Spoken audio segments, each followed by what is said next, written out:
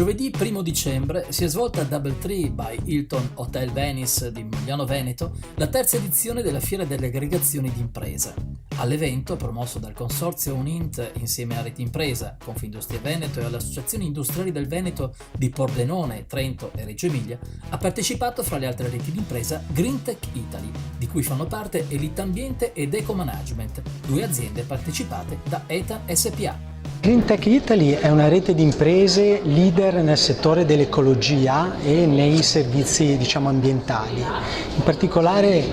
parte da una grande esperienza nel settore della gestione integrata dei rifiuti e grazie appunto alle specializzazioni presenti all'interno della rete si occupa anche di sviluppo di impianti, di macchine, di attrezzature, di valutazioni ambientali, di gestioni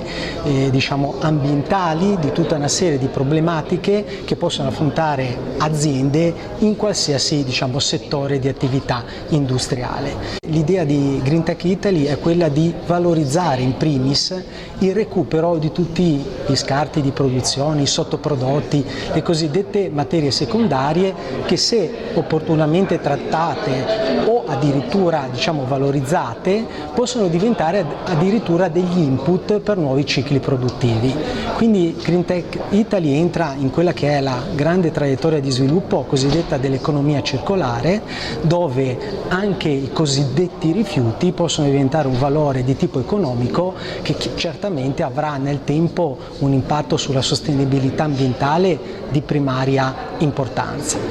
Greentech Italy è qui in particolare perché vuole promuovere anche una rete innovativa regionale